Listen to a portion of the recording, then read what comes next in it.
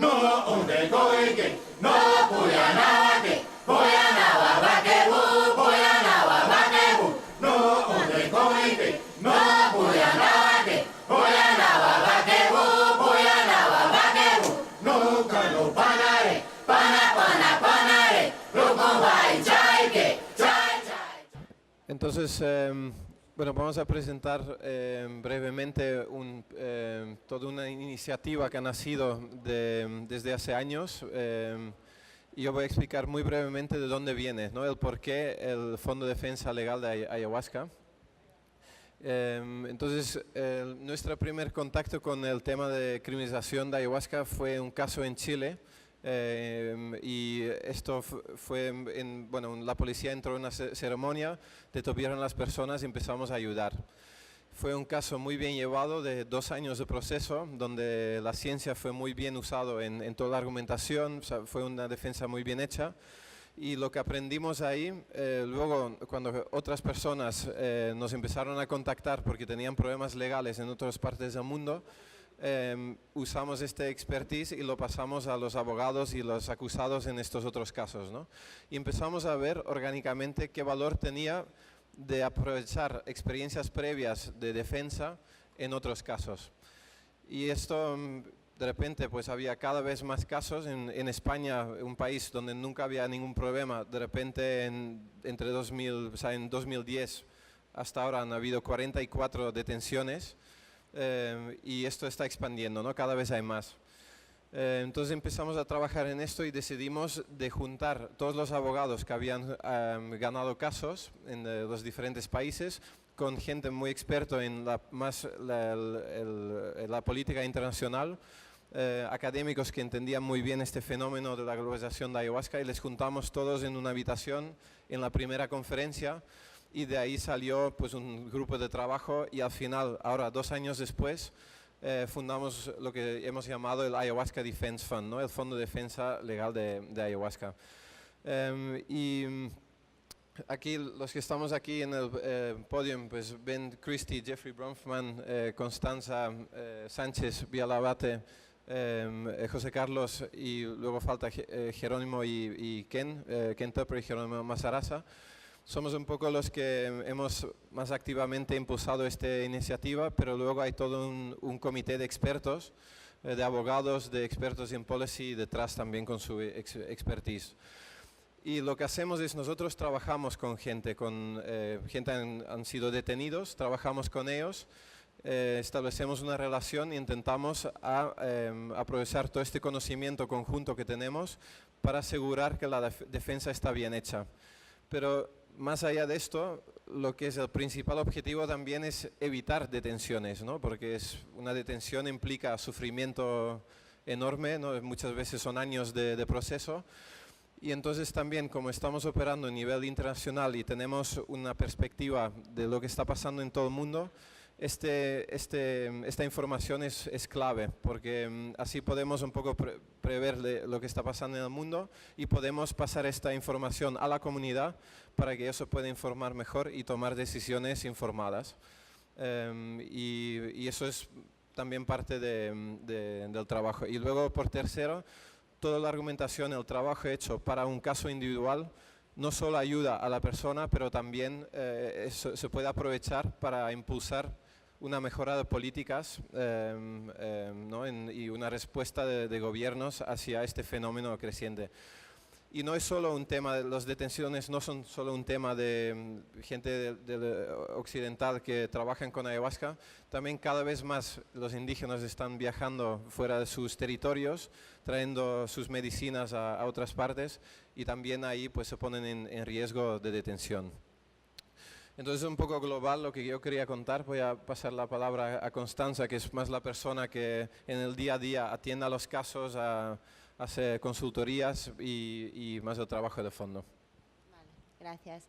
Hola, buenos días. Gracias por acompañarnos en esta presentación pública, que creo que es la primera que hacemos del Ayahuasca Defense Fund, y es un proyecto en el que hemos estado trabajando 2 años y que, bueno, al fin hemos conseguido darle forma y rellenar este vacío que nosotros identificamos que hacía falta, identificamos una necesidad en la comunidad, y estamos intentando ofrecer una respuesta.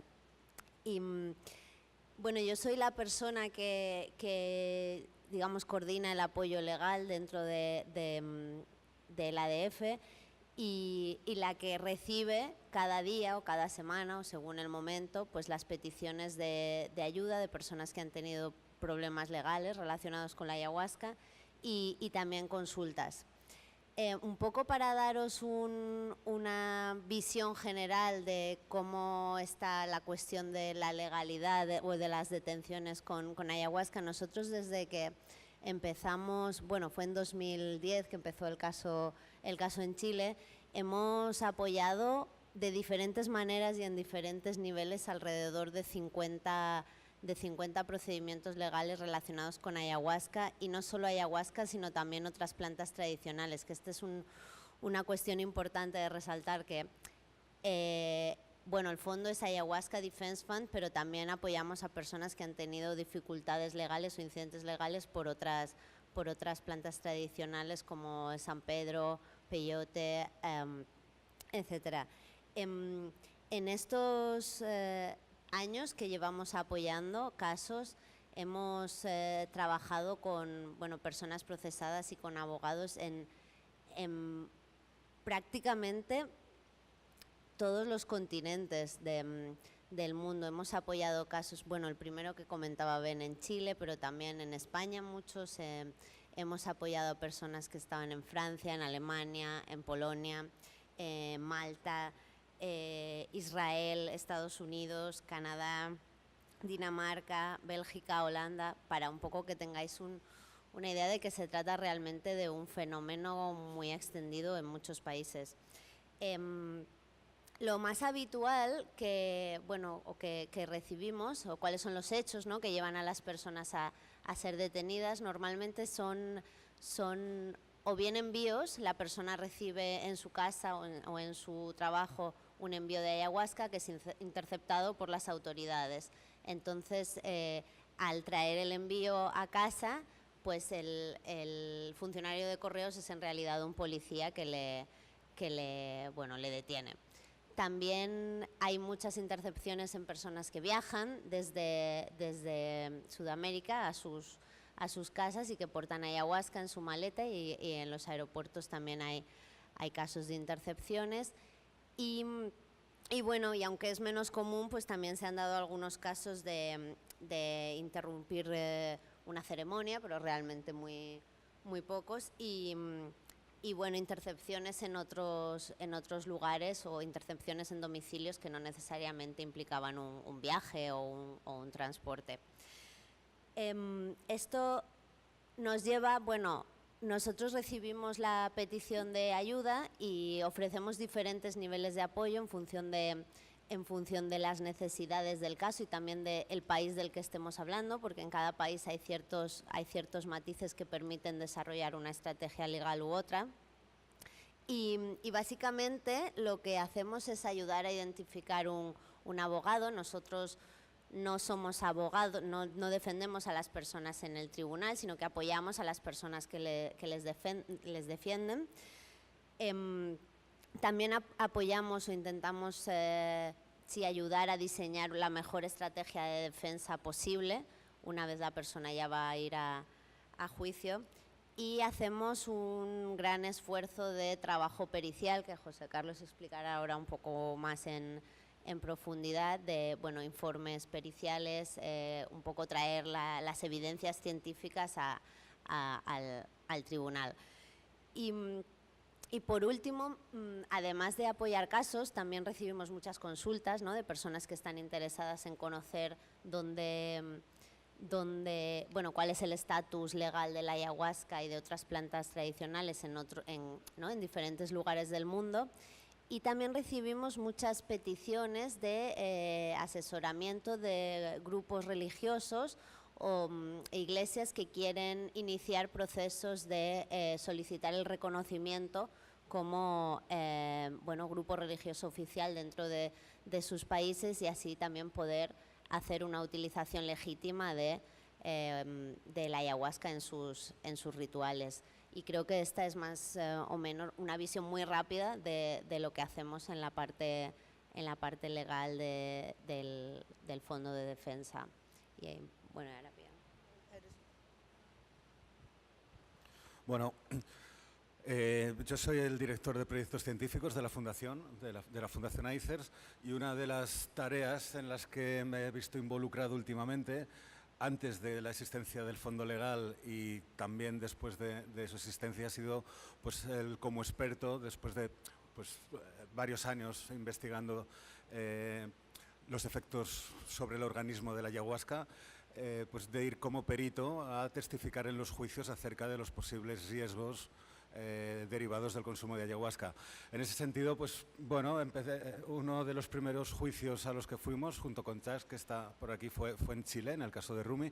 Ya habíamos participado antes en algunos juicios del Santo Daime que habían solicitado la importación de ayahuasca desde Brasil a España.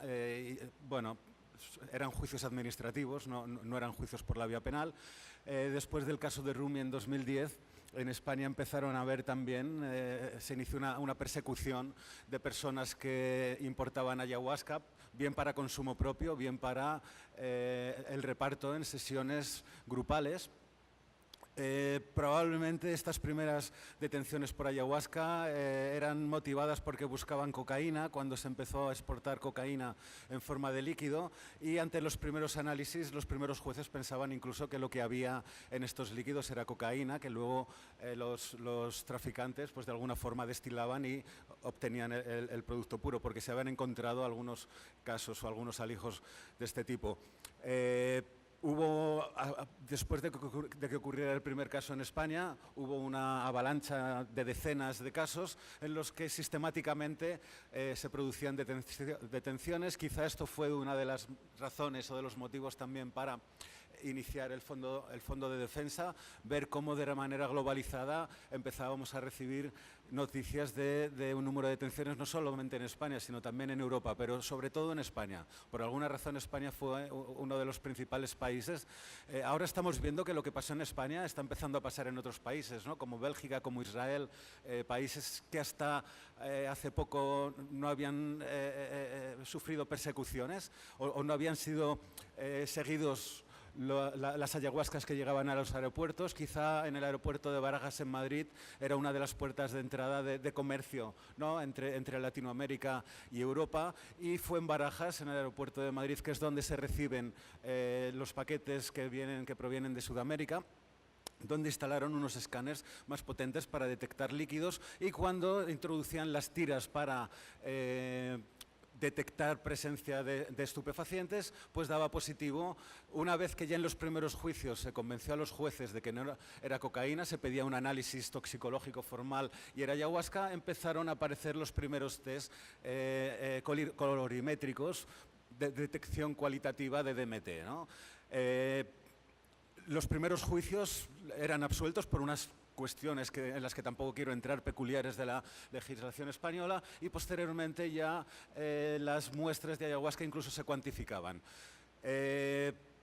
Bueno, la principal labor nuestra como peritos, en muchos juicios he ido yo solo, pero en otros juicios también han venido otros colegas expertos españoles, es convencer al juez que la ayahuasca no está fiscalizada de acuerdo a legislación internacional y que, basado en la evidencia científica, los efectos que produce la ayahuasca sobre el organismo pues no tienen nada que ver con sustancias de la lista 1.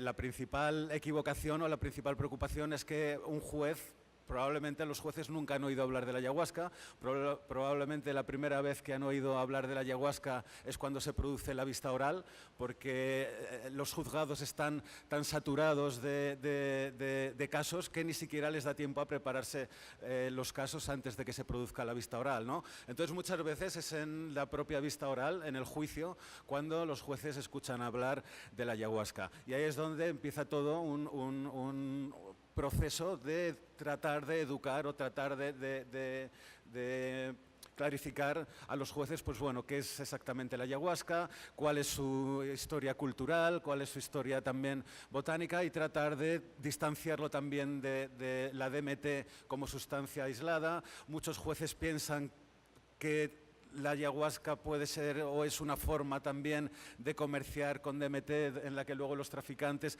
es decir, extraen la DMT, es decir, tratar de convencer a los jueces y a los fiscales que están ante algo que no tiene, que aunque contiene una sustancia de la lista 1, no tiene nada que ver con la ayahuasca. Los efectos que produce la ayahuasca, y esto lo hemos investigado, no son ni siquiera remotamente parecidos, es decir, no produce los mismos efectos que producen sustancias de abuso. Esto hay algunas formas de medirlo a nivel científico. Los efectos sociales o el núcleo o las personas o los núcleos familiares y sociales de las personas que toman ayahuasca pues no tienen nada que ver con los problemas sociales que se generan en torno a otra serie de drogas. Entonces se trata de un proceso de deconstrucción en el que hasta el momento pues hemos conseguido buenos resultados. No ha habido ninguna condena, todas las personas han salido absueltas y esto pues parece que la estrategia que hemos empezado a seguir funciona. Bueno, ya no me enrollo más y le doy la palabra a Bia. Bueno, yo creo que hay que hacer una distinción fundamental, que una discusión es, hay un uso correcto de ayahuasca y un uso no correcto. Esto es una clase de distinción, de problema. Otra clase de problema es, la persona que consume ayahuasca tiene que estar presa. Son dos clases de problema. Yo creo que no hay que confundir eso, ¿no? Yo creo que nadie debe estar preso por consumir ayahuasca. Además, yo soy activista antiprohibicionista. Yo creo que necesitamos una amplia reforma en las políticas de drogas y toda una revisión de la legislación. El Ayahuasca Defense Fund, para no entrar en un tema tan complejo, ha hecho una distinción. Nosotros priorizamos apoyar a las personas que creemos que hacen un uso ético de ayahuasca. Entonces existe una lista de criterios que fue resultado de mucha consulta con la comunidad. ¿Cuáles son los criterios éticos mínimos para una utilización de ayahuasca? Este es un punto que yo quería señalar. Otro punto que yo quiero señalar es que en 2016 ya nadie puede decir, eu não sei porque que eu estou falando espanhol, em 2016 ninguém pode dizer que eu não sabia que é proibido tomar ayahuasca. Não cola, não dá. Nessas alturas do campeonato, como a gente fala aqui no Brasil, não dá para reclamar inocência. Então, as pessoas já que estão fazendo trabalhos com ayahuasca precisam se conscientizar que é um tema controverso e o nosso trabalho, vamos dizer, é um trabalho de prevenção. É a mesma coisa do que o uso problemático de drogas. Depois que uma pessoa faz um uso problemático de drogas, é difícil tirar ela. O melhor é que ela não comece a fazer esse uso. Então, depois que uma pessoa se entrou num problema legal, é muito difícil tirar ela. É melhor que ela não tenha um problema legal. É um trabalho de prevenção. O ADF procura fazer essa prevenção de educação das pessoas sobre o status legal da ayahuasca. Então, a gente tem um trabalho de educação e um trabalho científico de coleção de dados e informações. Mark, pode pôr ele site? Eu quero mostrar convidar todos para olharem o Ayahuasca Defense Fund. Aí, o map,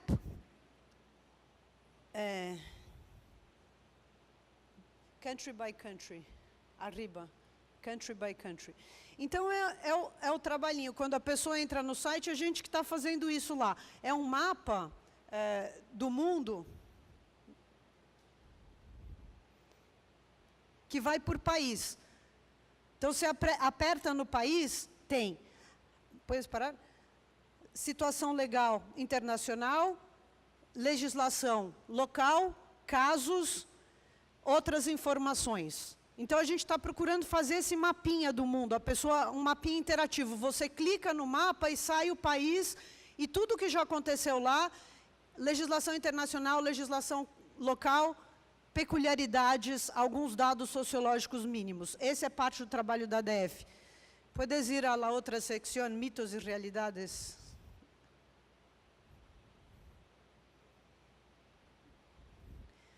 Então, aqui é assim, o que o povo fala e o que é a verdade. Então, aqui, os montes de mitos que circulam por aí, que as pessoas ficam reproduzindo acriticamente, fazendo certos tipos de reivindicação, que são mentiras, às vezes até manipulações para acreditar que o uso da ayahuasca é legal, quando não é legal. Então, aqui é uma sessão de... Pode... Passa um pouco. Então, aqui eu recomendo que vocês visitem o site para entender essas questões. A gente também vai procurar fazer um banco de dados de todas as sentenças que já saíram no mundo inteiro, e a gente quer promover a pesquisa científica, pessoas que queiram fazer teses de mestrado ou doutorado e tenham interesse em colaborar, em somar, são bem-vindas. Essa apresentação é para convocar um pouco a comunidade com outros esforços e interesses a se somar a essa iniciativa. Quero finalizar dizendo que tem um brasileiro preso na Rússia. Ontem o Temer fez uma declaração para o Putin, presidente da Rússia. Então, Putin, vê se solta o brasileiro, deixa ele voltar para casa. Eu acho que, dentro do contexto dessa conferência, a gente tem que lembrar disso. Bueno, vamos a abrir. Si alguien tiene alguna pregunta, hacemos dos preguntas. Y una pregunta es muy corta y la tonalidad sube al final, así que si realmente puede ser una pregunta, no un comentario, respondemos y luego ya cerramos. Y si luego alguien quiere continuar, tener más detalles, pues estamos aquí ahora y en los siguientes días. ¿Hay preguntas? Sí, hay.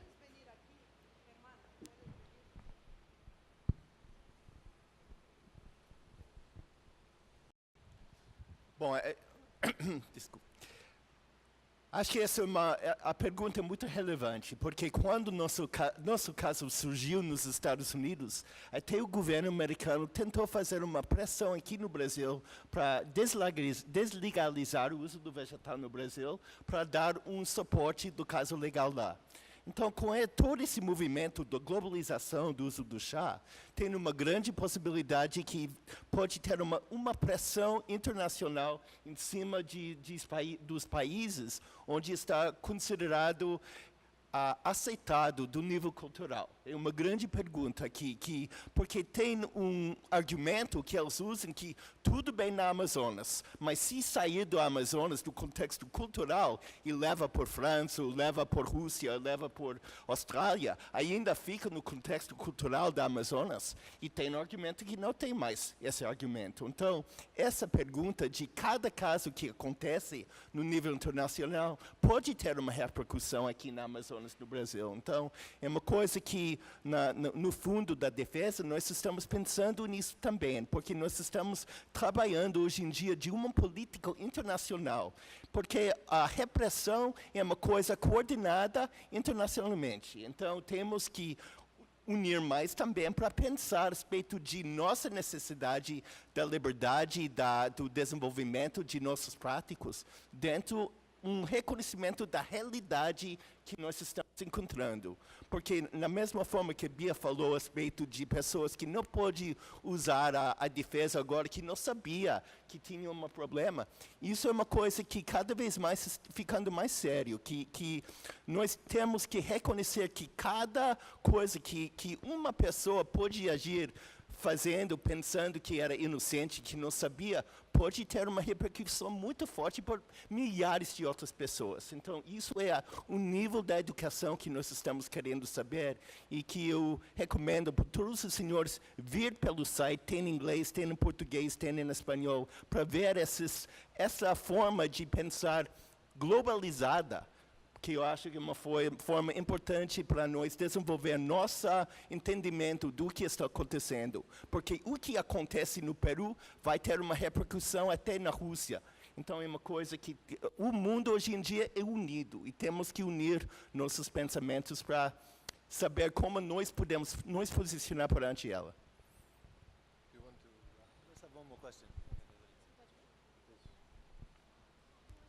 And acting in their defense when they need our help. That is one of the key principles at play here. So in that context, remembering that this is a collective effort, really asking you, when you have information, please let us know. If you see any part of our efforts that you're not happy with or you'd like to see improved, please let us know. This is an iterative effort. We are trying our best with limited resources, but we would really like to make this the most effective organization it can be on behalf of the whole community. And if that is simply a function of donating money to enable us to help and reach more people, then that's as effective as many other aspects of being able to help, as these esteemed people in the fund are making as well. So thank you so much, and please come and ask any questions that you have afterwards. Thank you. So, yeah, thank you. With this, we have to close. There's a break now, and then afterwards at 11:30 there's a session on plants of the Amazon, which is chaired by Rafael Guimarães. And then there's there's actually a change. I don't know if you're updated with the latest of the participants in the session. Depois a gente anuncia as mudanças. É 11h30, começa a nova mesa, aqui pontualmente. Obrigado. Essa próxima sessão vai ser em inglês, então para quem está precisando equipamento de tradução, bom momento para pegar.